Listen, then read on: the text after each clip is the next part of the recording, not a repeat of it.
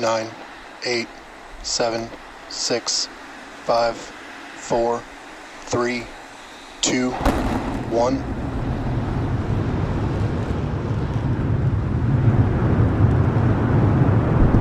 We have liftoff. Go Super Heavy. Go Starship. Thanks for all the historic flights, Pad 1.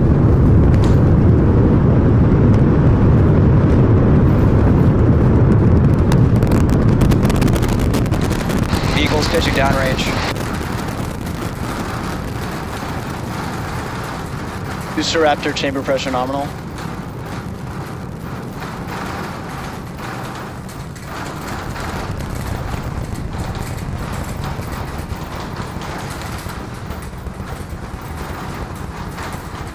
Booster and ship, nominal power and telemetry. All right, we are about 45 seconds into flight. We're still getting the rattle here at Star Factory. We are seeing 33 out of 33 Raptor engines lit on Super Heavy as it arcs across the Gulf. Coming up next on Max Q.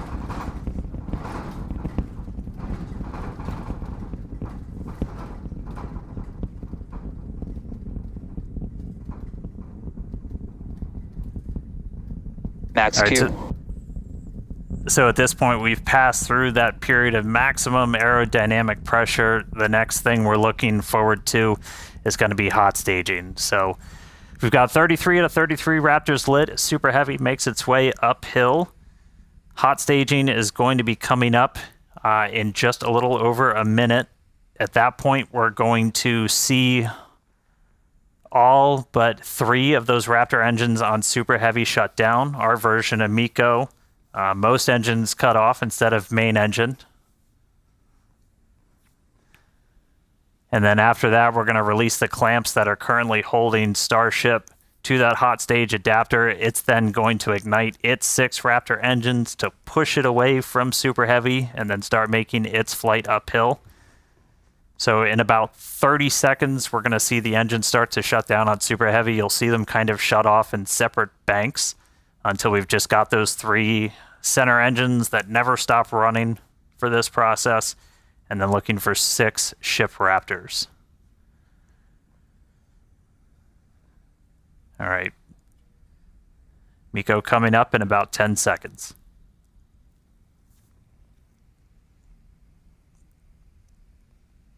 See the engines throttling down. Booster engine cut off.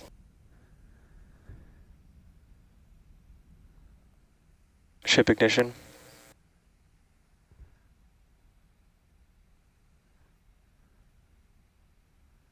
Stage separation. Use backburn startup.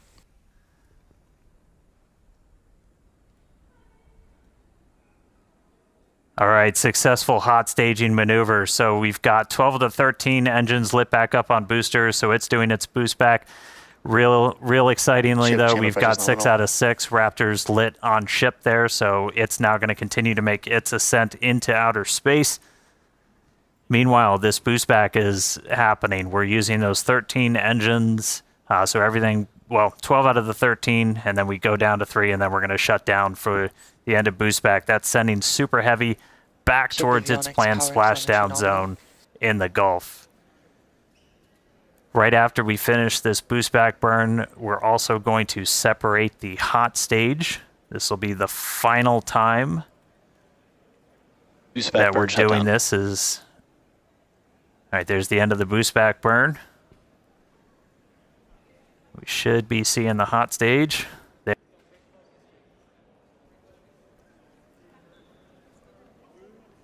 So the hot stage separates. It's going to make its way down, also splash down in the Gulf. In the meantime, though, these 6 ship Raptors are going to continue firing for about 5 more minutes. Next up for the booster, though, is going to be its landing burn. There's a cool tracking shot. We dump some of the prop out on our way back in. All right, so for booster, this is one of the main things we're trying to get is going to be this landing burn. Oh, that's so you can see the hot stage kind of making its way towards the left side. So that's the bottom of the booster. It's about to pass right in front of where you can see some of that prop dump happening. They look like they're close together, but there's a good amount of distance between them, and the hot stage will go down and splash down in the Gulf while the booster comes back for its landing burn. Starship is on nominal trajectory. All right. Looking good on our trajectory, looking good on everything. Jake and Amanda, you guys with me down there? Yeah, definitely. The crowd is gathering over here in the office. You can definitely feel the energy in here. Great to see that booster is making its way down to the splashdown zone in the Gulf. Yeah, the shaking down here was absolutely nuts. The windows are still there, still intact. So that was pretty awesome. But yeah, booster's coming down. We're at about 30 kilometers. All right, yeah, and as we approach that landing, just like tower catches, we will be doing a 13-engine landing burn to slow down. This time it will be in a V3 configuration. And as we're starting to get into the denser part of the atmosphere, the booster is using 4 hypersonic grid fins to guide itself through atmospheric entry towards its landing site. And we're just about 20 seconds away from landing burn start, where we'll first ignite the center 13 engines, then bring that down to 5 to slow down the booster for landing. And finally, that will come down to 3, and we'll cut all of them off while we're still about 200 meters in the air. So booster is going to see a bit of a harder landing. Booster landing burn startup.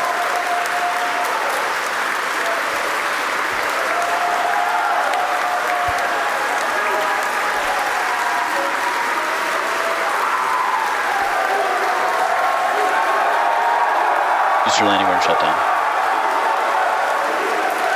And there we heard it, booster landing burn shutdown. We saw a 13 to 5 to 3 V3 demonstration, and into the water we go. Wow, that was absolutely awesome. If you can even hear us right now, congrats to the whole SpaceX team. So far, so good for today. That was incredible. All right, great stuff, guys. I'm jealous of the crowd. All right, back to ship. Ship's still making its way. We've got a little under 2 minutes left in this ascent burn, so we've got all 6 Raptor engines still firing. So the next major milestone we're going to be looking for is SECO. That's our second stage engine cutoff. That's should be coming right at about 8 minutes and 58 seconds into flight, so we've got about 1:20 still to go. Really cool to see Booster go through that landing burn. That was one of our really key demonstrations we wanted to try and do today. That's mimicking what we're going to be hopefully doing. Oh, we just got our sonic boom, it sounds like, from the booster coming back. All right, less than a minute to go. So we are going to see the 3 RVACs, the vacuum optimized engines, shut down first, and then we'll shut down those 3 center engines. So we should be a little under a minute until SECO. Just a reminder, this is putting us into a suborbital trajectory, so we're intentionally just going slow enough that we're not going to achieve full orbit. This puts us on a course where those engines shut off, and no matter what, we're coming back. Starship is in terminal guidance. In the Indian Ocean. All right, terminal guidance. So we should start seeing the shutdowns come up in just a couple seconds. Less than 30 seconds to go in this ship ascent burn.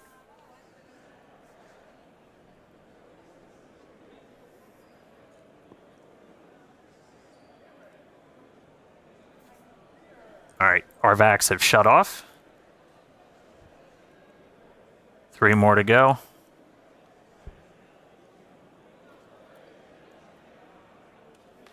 Ship engine cutoff.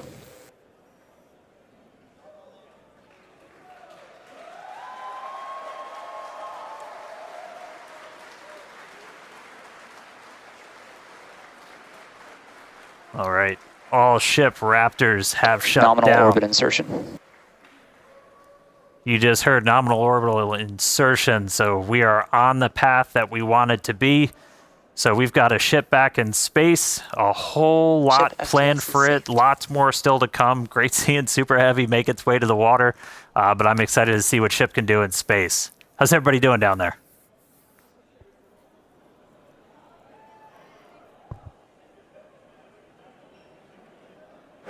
Yeah, if you could hear the crowd behind us this whole time, people are definitely happy with how the day's been panning out so far.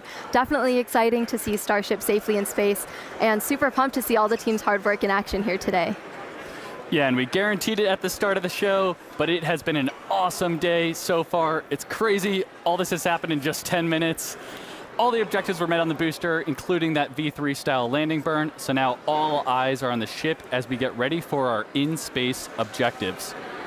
But we've got a few minutes until that next milestone, so sit tight, enjoy the views, enjoy the space jams. We'll be back at T plus 16 minutes for payload deploy.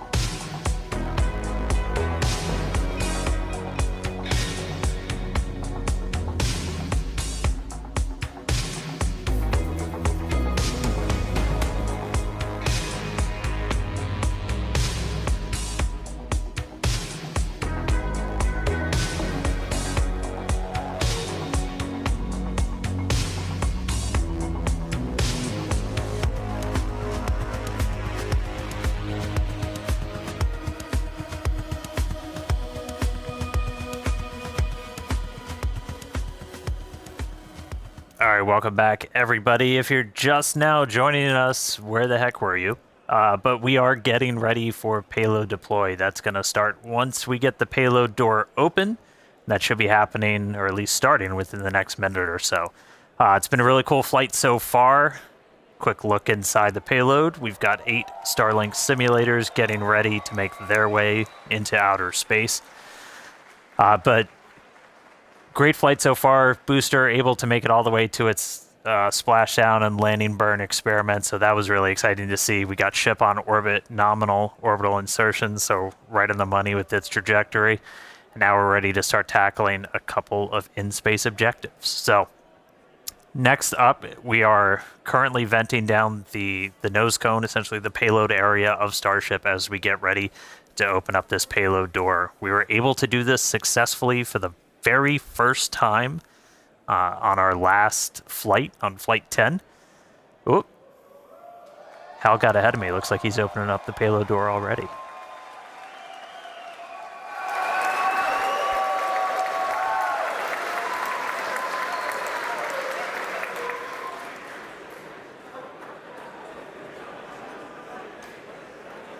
All right, looks like we got the door open.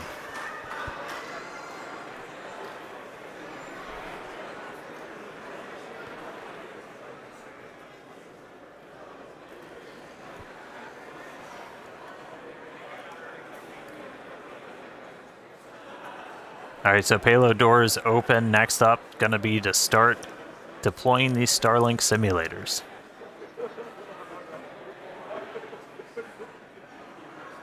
They are roughly the same size as the V3 Starlink satellites that Starship's going to be carrying. That's going to add some pretty crazy capacity. We'll run through the numbers in a little bit. We were able to do this for the very first time ever on our last flight, and so this will be another test. We made a couple of tweaks to the rails for deploying this based off of what we saw last time, but excited to see these get out the door. Our next iteration of Starship's also going to have kind of a more powerful PEZ. It's going to deploy these at a little bit faster speed, but looking to see our next demonstration of this hopefully in the next couple of seconds. We should start seeing them move out the door.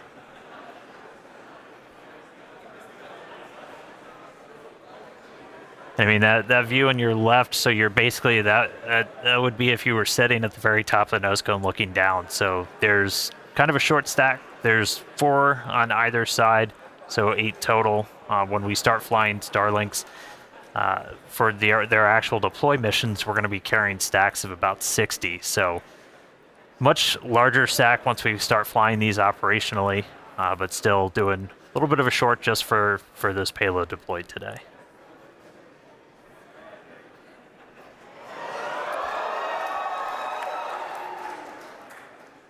Looks like we got a little bit of movement there, Dan. Coax it out. Get it moving, Jake. There we go. All right, first one going out.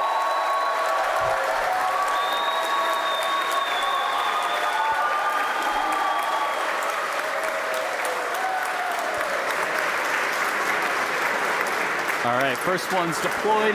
Getting ready for the second one here. We do a little reset back to the center position. Yeah, it takes about a minute for each one.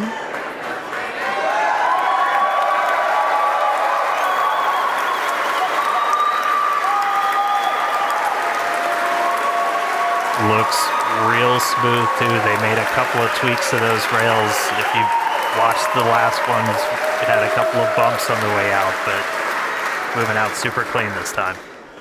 Yeah, and as noted earlier in the show, but definitely worth repeating, Starship will deploy Starlink's more advanced V3 satellites, adding 60 terabits per second of capacity to the network per launch. So that's 20 times more than each Falcon 9 launch does today. Just incredible.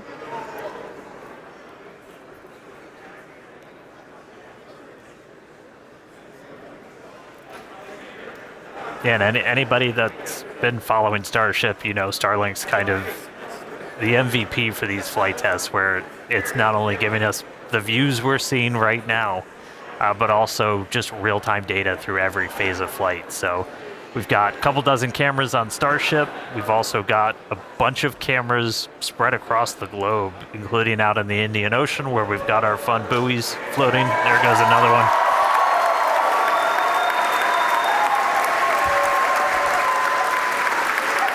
And I mean, we're using Starlink to bring all of this together. It's our drone shots you see here from our great team down here at Starbase, all connected. So Starlink not only giving us cool views off the planet, but also on the planet, help bring everybody along for all these Starship flights.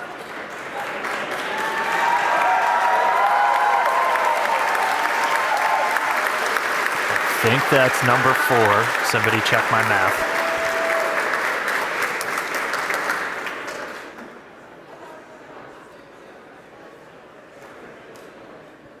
Yeah, we've got 4 Starlink terminals on the outside of Starship. He uses that to talk to the constellation. And through that, we actually get about 120 megabits of bandwidth for our downlink. That's our real-time HD video, all of our telemetry. So it's not just kind of giving us these cool views inside, but it's giving all that engineering data in real time, including re-entry, when normally a plasma layer builds up and blocks you out. Starlink, powerful enough of a frequency that we're able to kind of punch through that and still get that live view.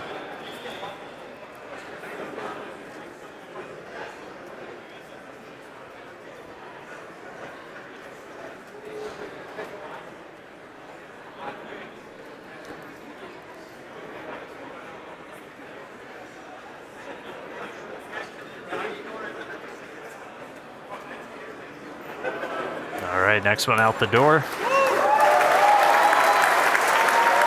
There we go.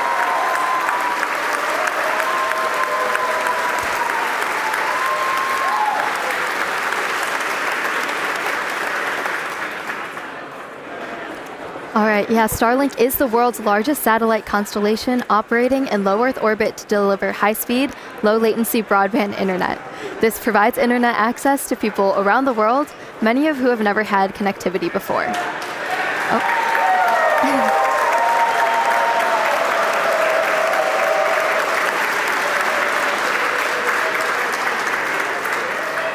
Right. Today, Starlink serves more than 150 countries, territories, and other markets with over 7 million active customers and counting. To meet the global growing demand for high-speed internet, SpaceX expanded its factory over in Bastrop, Texas, which is just outside of Austin, and also introduced Starlink Mini, as well as an upgraded version of the Starlink Standard Kit. Yeah, and one thing to note about the satellite deploy is that they will be following the same suborbital trajectory of the ship. So these dummy sats will not be going in orbit. We do expect them to burn up on re-entry.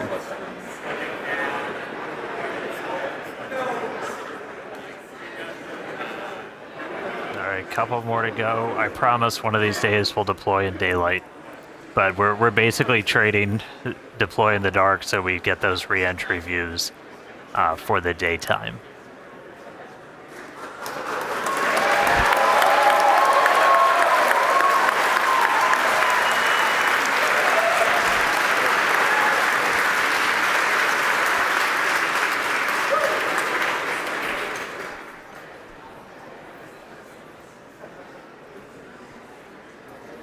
All right, I think we got one more to go.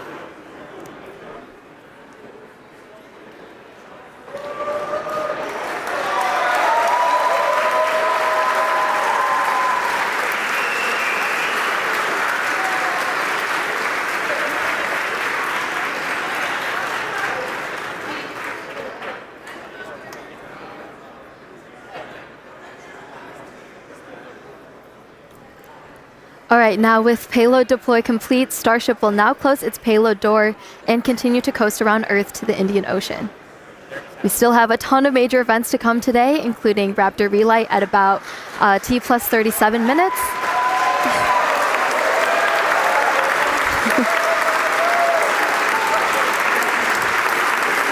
That will be followed by atmospheric reentry and splashdown. So with that, we're going to go on another quick coast. Yeah, if you can hear us.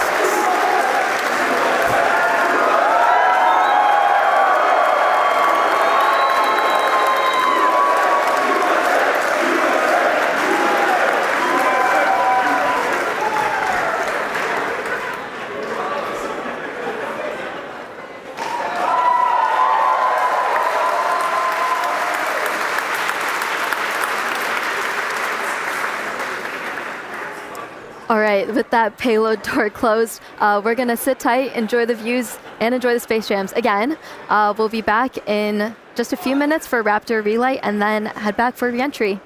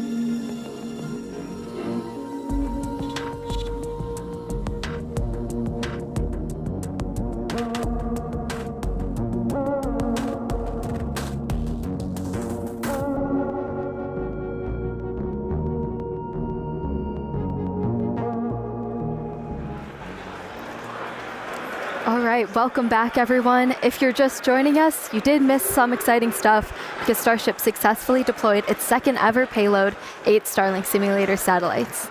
And now we're expecting the relight of a single sea-level Raptor engine in space coming up here just after T plus 37 minutes. So about a minute left to go. Yep, just a little while. I think we're tracking to 37 in around 49 seconds or so. So we should be just about a minute and a half where, again, as Amanda just said, we're going to relight one of those center engines. This will be the third time that we've tried this. We did it successfully back on Flight 10, and then we did it for the very first time back on Flight 6. This is not a deorbit burn.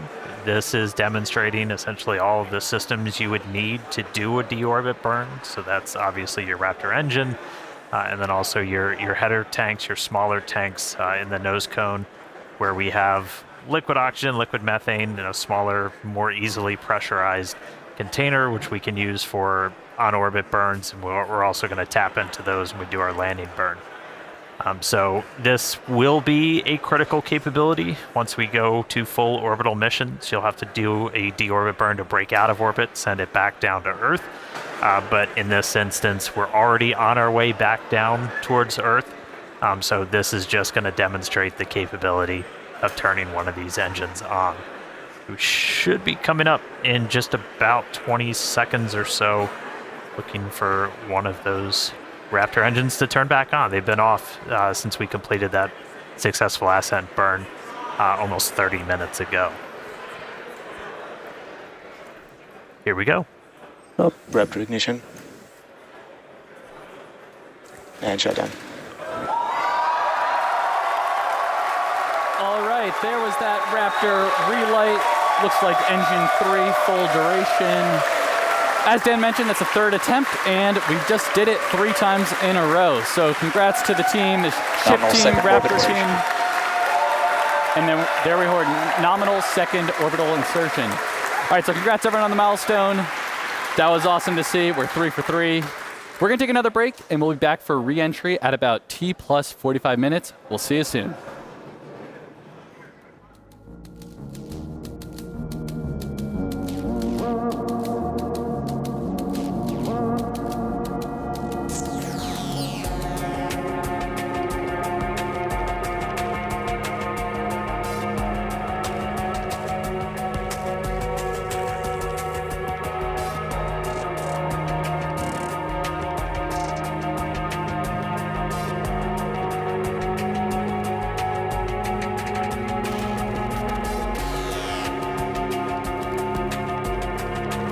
Starship is slewing for entry.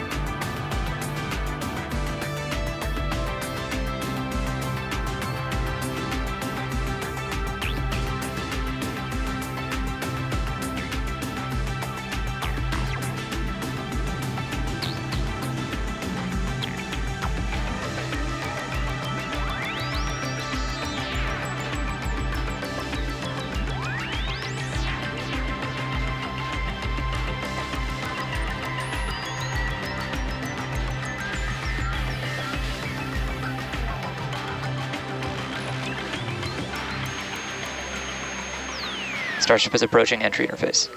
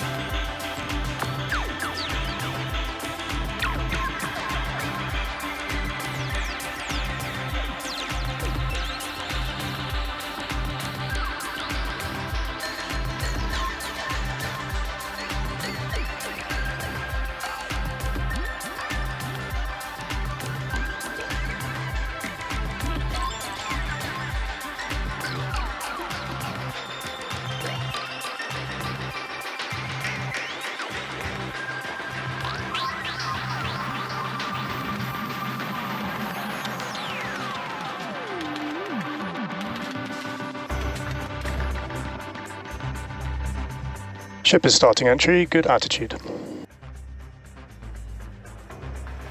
All right, welcome back, everyone. The ship is currently re-entering Earth's atmosphere. As a reminder, we don't plan to recover the spacecraft today, but rapid and reliable reusability is the ultimate goal. Yeah, the light show has already begun. You can see plasma starting to build on the windward side of the rocket there. And, re-entry is a critical phase of flight, and we need information on how the ship systems perform. Re-entry is also extremely demanding portion of flight because we need the ship to scrub off all of the energy we used to launch the rocket. So remember the 33 engines plus the 6 engines on ship that we used to get up into space, we now are using aerobraking essentially to scrub off all that energy. And of course, Starlink is a big part of this, giving us the views we have right now, and also letting us gather as much data as possible, which again is really the main reason why we do these flights. And the view we have right now is actually a really good example. As we mentioned at the beginning of the broadcast, we have some tiles on the leeward side of the flaps here, and we have some different mechanisms, some stud out, basically to see if these tiles will hang on. And we can see already here, it looks like we kept most of them, but I think I see a couple there that are no longer there, so the thermal team is definitely going to be digging into that and taking that data to help us iterate on V3. So yeah, Starlink provides us with one more path to collect data and help us rapidly iterate Starship's design. And if the ship does manage to make it all the way to re-entry, we'll collect valuable data on the spacecraft flying through the Earth's atmosphere at hypersonic speeds, or more than 5 times the speed of sound. Re-entry is typically a portion of flight where we don't have communications with spacecraft because it's re-entering at or around orbital velocity, which is roughly 8 kilometers per second or 5 miles per second. At those insanely high speeds, the spacecraft moving through the atmosphere creates a plasma field around the vehicle. Yeah, and that blanket of plasma distorts communication frequencies, so it's not uncommon to experience brief blackouts in communication. All right, so big picture here, Starship is designed to land on Mars where there are no runways or other humans to help out.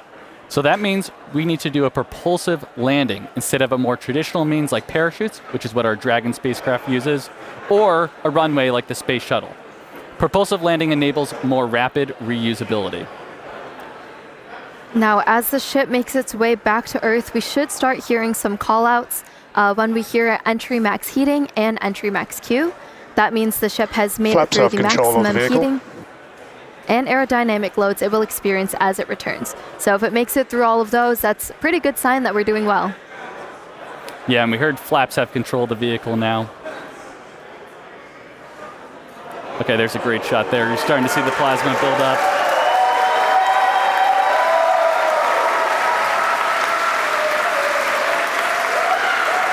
So we will hear a call out when the ship is transonic and then subsonic. Transonic refers to the period of flight where the velocities of airflows surrounding and flowing past the vehicle are concurrently below, at, and above the speed of sound, somewhere in the range of Mach 0.8 to 1.2. All right, a lot of numbers coming up here, but for reference, commercial jets have a range of cruising speeds, but most fly around Mach 0.74 to Mach 0.85, which is 480 to 575 miles per hour, or 770 to 930 kilometers per hour. Right now, we're going a little over 26,000 kilometers per hour. So compare that to the airplane at 930. It's like pretty crazy how fast we're going here.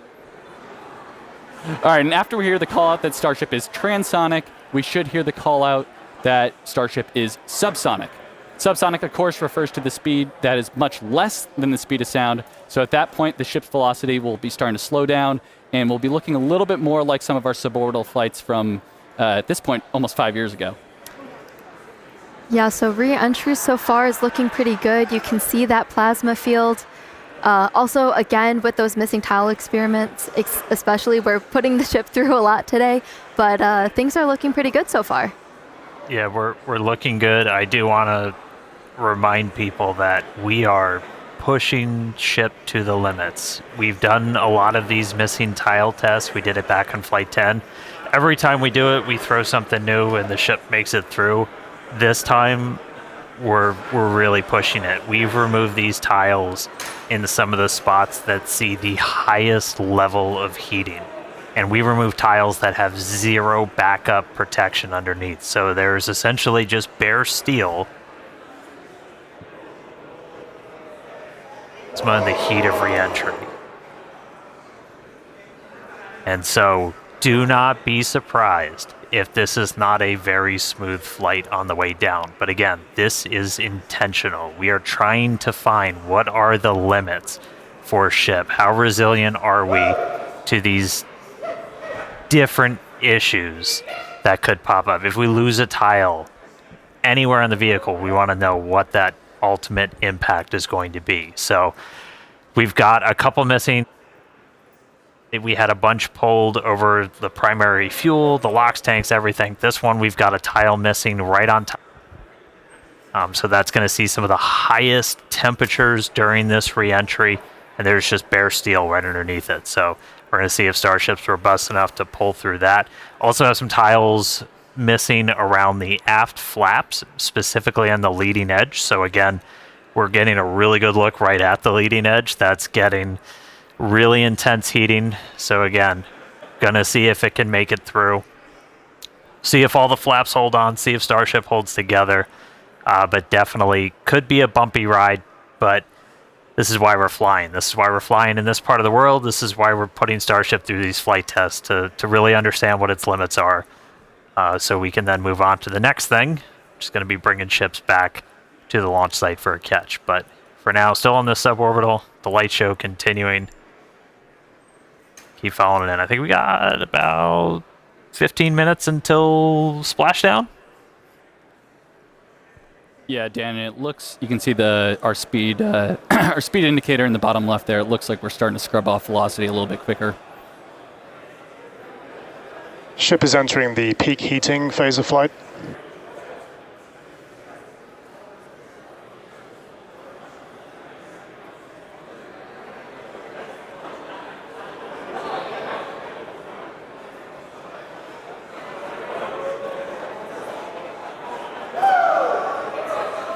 Looks like we can see some clouds down there as we pass through 70 kilometers altitude. Yeah, the sun's starting to come up again. Ooh, there we go. There we go.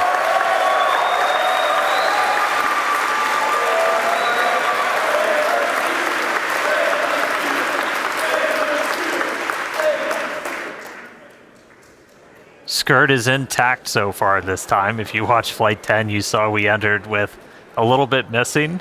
That was ultimately traced to a little bit of buildup. We dumped prop on the way. We had a little bit of solid propellant buildup, and then either static discharge or the plasma ignited it, took out a tiny bit of that skirt, some of the aft flaps, but Starship, again, was able to fight through it, make it all the way to that landing burn. We addressed that, changed some of our prop dump con-ups, though, so should not be seeing that this time around.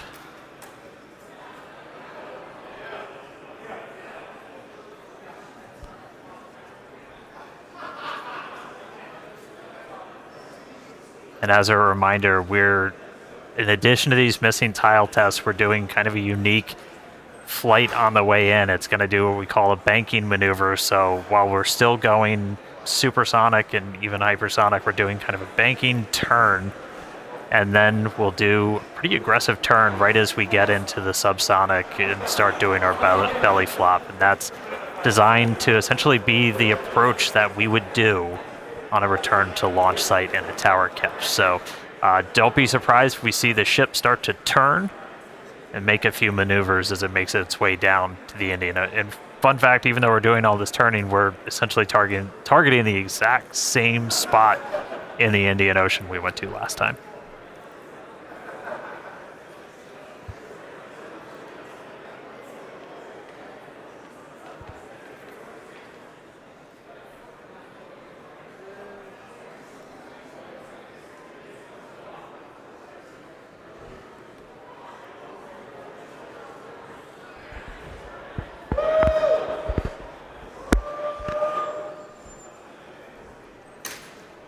All right, just about 12 minutes to go.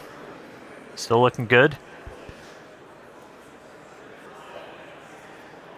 That gives a pretty good view of those aft flaps where, again, on the leading edge, I think it might be on the one on the other side, we had some tiles removed with no backups behind it. So again, we're really trying to stress some of the most sensitive areas around Starship, where basically if you lose a tile, it's the worst possible spot. And if we're able to make it through this, then that tells us quite a bit about just how resilient this vehicle is.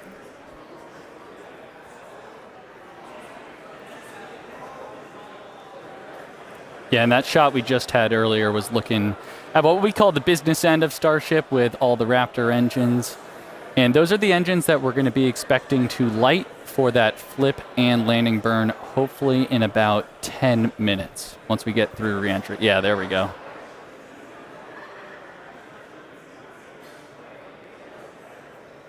Yeah, looking at E3, that's the one we did the relight on. So it's 2 for 2 so far. We'll see if it can go 3 for 3. Yeah.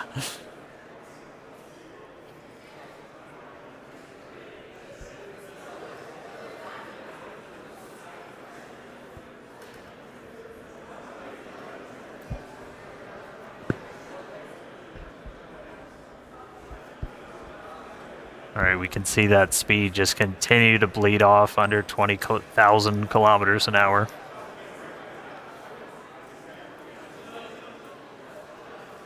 Ship's still holding together.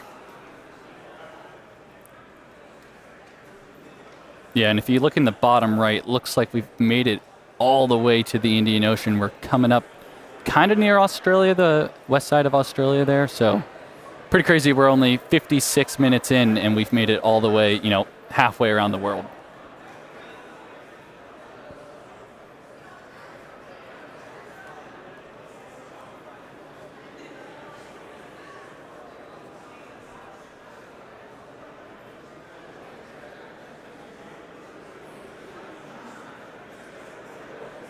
It's actually a good demonstration of a future capability we hope to have on Starship, where we will do point-to-point transport on Earth.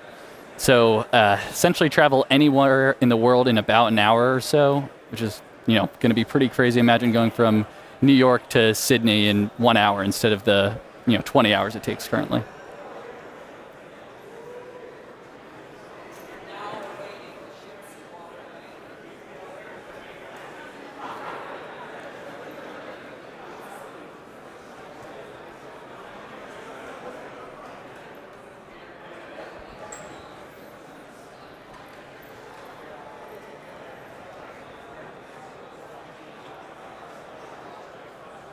And a reminder, so this camera is, we see some of the heat rate picking up a little bit. And this camera is embedded right in the end of one of those forward flaps, so you see it moving around. That's the flap adjusting to maintain control. Looks like we're getting into our bank maneuver.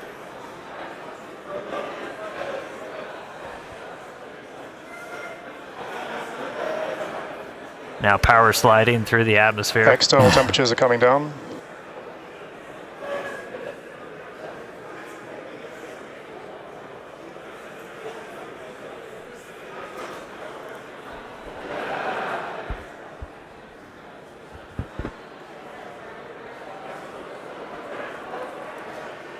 Vehicle is now at maximum dynamic pressure.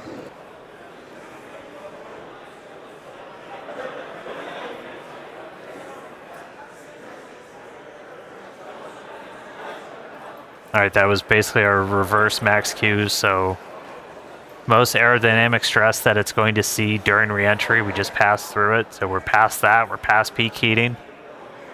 Ship's still holding together. So we're currently in this bank maneuver. We're going to see it kind of roll over and do a pretty significant shift as we get down closer to the subsonic speeds.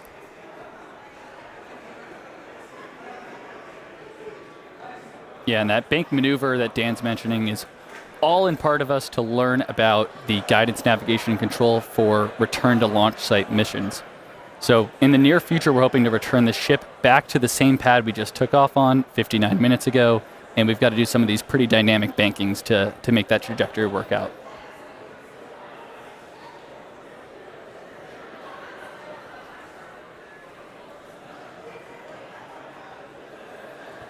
All right, the light show kind of calming down as we're starting to move into the lower parts of the atmosphere. We should hit transonic, so hitting that transition between moving faster than the speed of sound and below the speed of sound in just about 3.5 minutes. Our landing burn should happen right around an hour and 6 minutes after launch, so we should be just about 6 minutes away from that. You can see lots of daylight. Everybody cross your fingers, see if our range team is able to get out there and provide any surprise views as Starship makes its way down. Oh, it's like they heard me.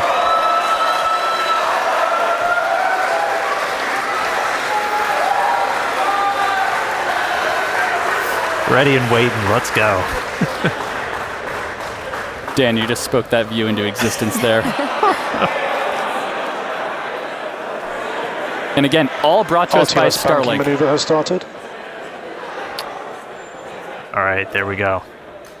So we're now starting into our really heavy bank maneuver. Again, this does almost like a half circle loop to our actual trajectory. We're heading to the same exact splashdown point, but we're kind of doing a more roundabout way to get there, where it's this kind of big, long half moon loop and then a really aggressive and a twist right at the very end, and that would line us up with the launch tower. Starship, on a return to launch site, would fly over the tower, do a quick landing burn flip, and then come down for catching the arms.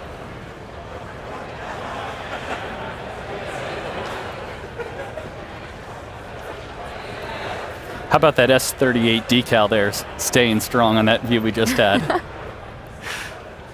Good to see the numbers back on. Yeah. All right, should be hitting transonic in about 2.5 minutes. Landing flip coming up in about 4. Pretty clouds there in the Indian Ocean today. Again, yeah, we changed our launch times. We launch in the evening now, so we get these daytime views down in the Indian Ocean. One of the things we're really looking for, the reason we have the drone, other than, yeah, that looks really cool, is we're able to kind of see the ship. We can only see so much from these cameras. You can't see like the vast majority of the heat shield. So we throw these buoys out there. We've got there's... You spoke it again, Dan. There it is. They're playing with me in the control room. All right. But we have these buoys out there. We have these drones that we're trying to see externally how the heat shield held up. Everybody saw from Flight 10 it had a little bit of a paint job, a little bit of a reddish hue. That was from those metallic tiles that we had tested. Kind of oxidizing really rapidly in that plasma and then spreading those little oxide particles all over the heat shield. No metal tiles on this flight, so not expecting to see that. Dynamic pressure is coming down.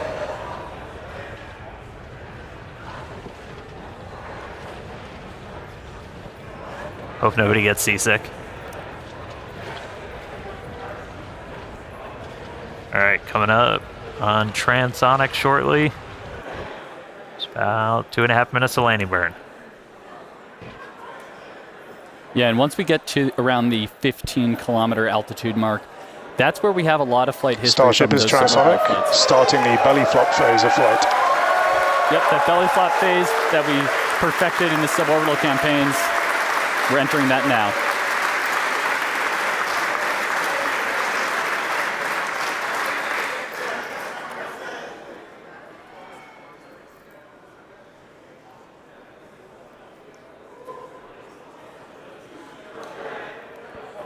Right, starting to get those Raptors ready. Should be 2 minutes away from landing burn. Again, we're going to do a flip. After we ignite those engines, we'll go from 3 down to 2 for the final phase of the landing burn and look for another soft splashdown, hopefully by our buoy and drone, which are hanging out, ready and waiting for a ship.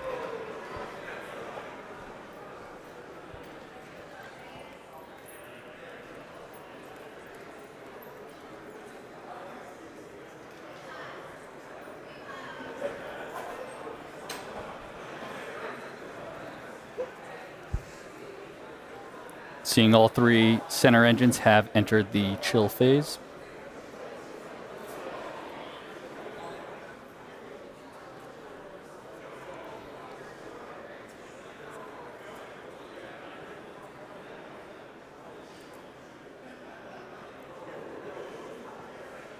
All right, less than a minute to go.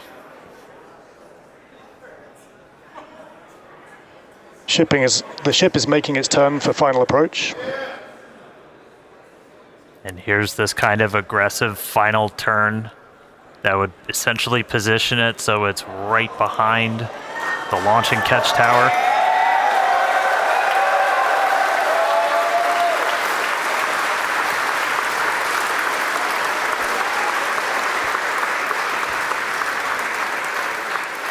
Flaps holding strong. Landing burn in just under 20 seconds.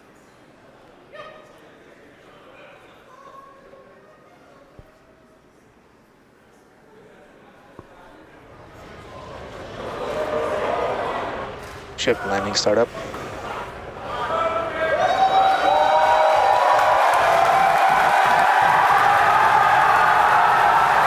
There's our landing burn.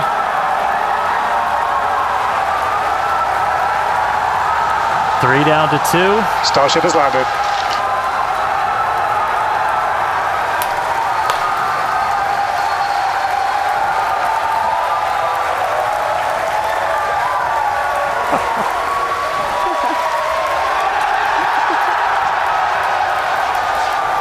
As we said, we're not planning on recovering the ship today. Hey, welcome back to Earth, Starship. We are down in the Indian Ocean. Let him hear it, Starbase. What a day. What a flight.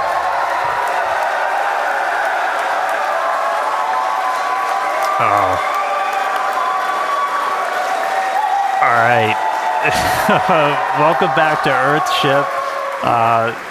What a day. A whole lot more to go through. As you just saw, everybody here at Starbase pretty hyped. Hey, Tyler, out of Hawthorne, how's everybody holding up? Thank you, Dan. We had a fantastic time watching. It was another exciting Starship flight test in the books, and we hope that you enjoyed those Starlink views too. So congratulations to the team at Starbase and everyone here and around the company. So many employees contribute to the Starship program as we continue to iterate and make progress towards a multi-planetary future. So that wraps it up for us here in Hawthorne. Thank you for tuning in, and back to you guys. Yeah, what an incredible launch today. We had successful liftoff. Booster completed its objective, successfully splashed down over in the Gulf. Obviously, we saw another amazing Starlink deploy as well from ship. Yeah, we made it through that re-entry, testing all the different experience. We had missing tiles, gave us quite the light show. We had that Raptor relight, 3 for 3. That was ahead of re-entry, of course. And then that awesome splashdown that we just saw, including that dynamic banking maneuver to simulate RTLS when we returned to the launch site. So yeah, we promised maximum excitement, and Starship delivered. Definitely. Congrats to all our teammates at SpaceX and to everyone who's supporting the Starship program. And thank you to all our future customers for your support. We'd also like to thank the fine people of Cameron County, including the residents of its newest city, Starbase, as well as the Coast Guard, the Federal Aviation Administration, the Government of Mexico, and the Australian Space Agency.